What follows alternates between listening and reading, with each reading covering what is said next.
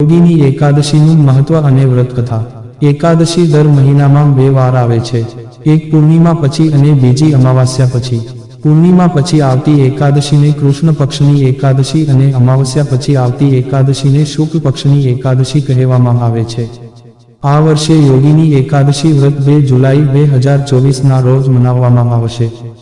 એકાદશીમાં ભગવાન વિષ્ણુ માટે વ્રત રાખવા અને તેમની પૂજા કરવાનો નિયમ છે।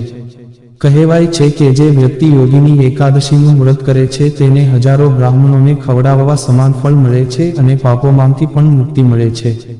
યોગીની એકાદશીનું મહત્વ। યોગીની એકાદશીનું હિન્દુ ધર્મમાં ખૂબ મહત્વ છે। આ દિવસે સૃષ્ટિના પાલનહાર શ્રી હરિ વિષ્ણુની પૂજાનું વિધાન છે। એવી માન્યતા છે કે યોગીની એકાદશીનું વ્રત કરવાથી વ્રતીને બધા પાપોથી મુક્તિ મળી જાય છે, સાથે જ તે આ લોકના સુખ ભોગવતા સ્વર્ગની પ્રાપ્તિ કરે છે। પૌરાણિક માન્યતાઓ મુજબ યોગીની એકાદશીનું વ્રત કરવાથી 88,000 બ્રાહ્મણોને ભોજન કરાવવાનું પુણ્ય મળે છે। યોગીની એકાદશી વ્રતકથા। ધર્મરાજ યુધિષ્ઠિર બોલ્યા, હે જનાર્દન, હવે તમે મને જેઠ માસના કૃષ્ણ પક્ષની એકાદશીની કથાનું વર્ણન કરો। આ એકાદશીનું નામ શું છે? એનું મહાત્મય શું છે? શ્રી કૃષ્ણ ભગવાન બોલ્યા, જેઠ માસના કૃષ્ણ પક્ષની એકાદશીનું નામ યોગિની છે। તે વ્રતથી સમસ્ત પાપ નષ્ટ થાય છે। આ વ્રત આલોક માંગ ભોગ અને પરલોક માંગ મુક્તિ આપનારું છે। આ વ્રતથી પાપ નષ્ટ થાય છે।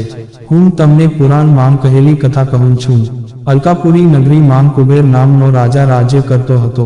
તે શિવ ભક્ત હતો। તેમની પૂજા કરવા તે હેમમાલી પુષ્પ લાવતો હતો। તેને વિશાલાક્ષી નામની સુંદર સ્ત્રી હતી। એક દિવસ તે માન સરોવર માંગથી પુષ્પ લઈ આવ્યો, પરંતુ કામાસક્ત થવાના કારણે પુષ્પોને રાખીને પોતાની સ્ત્રી સાથે રમણ કરવા લાગ્યો અને બપોર સુધી પુષ્પ આપવા ન ગયો।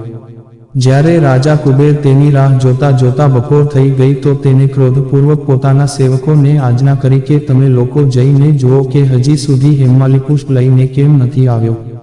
જ્યારે યક્ષોએ તેની જાણ કરી લીધી તો કુબેરની પાસે આવીને કહેવા લાગ્યા, હે રાજન, હેમમાલી હમણાં સુધી પોતાની સ્ત્રી સાથે રમણ કરી રહ્યો છે। યક્ષોની વાત સાંભળી કુબેરે હેમમાલીને બોલાવવાની આજ્ઞા આપી। હેમમાલી રાજા કુબેર સમક્ષ ડરથી કાંપતો ઉપસ્થિત થયો। તેને જોઈને રાજા કુબેરને અત્યંત ક્રોધ આવ્યો અને એમના હોઠ ફાટવા લાગ્યા। તેમણે કહ્યું, હે પાપી, મહાનીચકામી, તેમ મારા પરમ પૂજનીય ઈશ્વર શિવજીનો અનાદર કર્યો છે, તેથી હું તને શ્રાપ આપું છું કે તું સ્ત્રીનો વિયોગ ભોગવશે અને મૃત્યુલોકમાં જઈને કોઢી થશે। કુબેરના શ્રાપથી તે જ ક્ષણે સ્વર્ગમાંથી પૃથ્વી પર પડ્યો અને કોઢી થઈ ગયો। તેની સ્ત્રી પણ તેનાથી છૂટી પડી ગઈ। મૃત્યુલોકમાં આવીને તેને મહાદુઃખ ભોગવ્યા, પરંતુ શિવજીની ભક્તિના પ્રભાવથી તેની બુદ્ધિ મલિન ના થઈ અને પાછળના જન્મની સુધી પણ રહી। તેથી તે અનેક દુઃખોને ભોગવતો પોતાના પૂર્વજન્મના કુકર્મોનું સ્મરણ કરતા હિમાલય પર્વત તરફ ચાલ્યો। ચાલતા ચાલતા માર્કંડેય ઋષિના આશ્રમે પહોંચ્યો। તે ઋષિ અત્યંત વૃદ્ધ અને તપસ્વી હતા। તે બીજા બ્રહ્માના સમાન લગતા હતા। તે આશ્રમ બ્રહ્માની સભાના સમાન શોભતો હતો। હેમમાલી ત્યાં ગયો અને પ્રણામ કરી તેમના ચરણમાં પડી ગયો। તેને જોઈને માર્કંડેય ઋષિ બોલ્યા, તે એવા કયા ખોટા કર્મો કર્યા છે જેનાથી તું કોઢી થયો અને મહાન દુઃખ ભોગવે છે?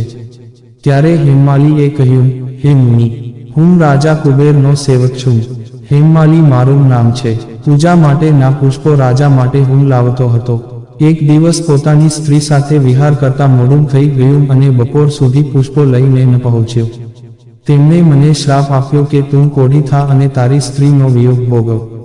તેથી હું કોઢી થઈ ગયો અને મહાન દુઃખ ભોગવું છું। તમે મને કોઈ એવો ઉપાય બતાવો કે જેનાથી મારી મુક્તિ થાય। માર્કંડેય ઋષિ બોલ્યા, તે મારી પાસે સત્ય વચન કહ્યા છે, તેથી હું તારા ઉદ્ધાર માટે વ્રત બતાવું છું। જો તું જેઠ માસની કૃષ્ણ પક્ષની એકાદશીનું વિધિપૂર્વક વ્રત કરશે તો તારા સમસ્ત પાપ નષ્ટ થઈ જશે। તેથી હેમમાલી ખૂબ પ્રસન્ન થયો અને મુનિના વચન અનુસાર યોગીની એકાદશીનું વ્રત વિધિપૂર્વક કર્યું। તેના પ્રભાવથી તે ફરી પોતાના મૂળરૂપમાં આવી ગયો અને પોતાની સ્ત્રી સાથે વિહાર કરવા લાગ્યો। હે રાજન, આ યોગીની એકાદશીની કથાનું ફલ 81,000 બ્રાહ્મણોને ભોજન કરાવવાના બરોબર છે। આ વ્રતના પ્રભાવથી સમસ્ત પાપ દૂર થાય છે અને અંતમાં સ્વર્ગ મળે છે। જો મિત્રો તમને અમારો આ વિડીયો પસંદ આવ્યો હોય તો લાઈક, શેર, સબસ્ક્રાઇબ કરવાનું ભૂલશો નહીં। આવા નવા વિડીયો જોવા માટે અમારી YouTube channel Gujarati Hindi motivational સ્ટોરીને સબસ્ક્રાઇબ કરો. બાજુમાં રહેલ બેલ બટન ક્લિક કરો તેથી તમને અમારા નવા વિડીયોની નોટિફિકેશન મળે. ધન્યવાદ. નોંધ: આ વિડીયોમાં આપેલી કોઈપણ માહિતીની ચોકસાઈ અથવા વિશ્વસનીયતાની ખાતરી આપવામાં આવતી નથી. આ માહિતી જ્યોતિષ, પંચાંગ, માન્યતાઓ અથવા ધાર્મિક ગ્રંથો જેવા વિવિધ માધ્યમોમાંથી એકત્રિત કરવામાં આવી છે અને તમારી સમક્ષ રજૂ કરવામાં આવી છે. અમારો ઉદ્દેશ્ય માત્ર માહિતી પૂરી પાડવાનો છે. Gujarati Hindi motivational story YouTube channel તેની સત્યતા અને સિદ્ધ હોવાની અધિકૃતતા આપી શકતા નથી. કોઈપણ રીતે તેનો ઉપયોગ કરતા પહેલા કૃપા કરીને સંબંધિત નિષ્ણાતની સલાહ અચૂક લેવી.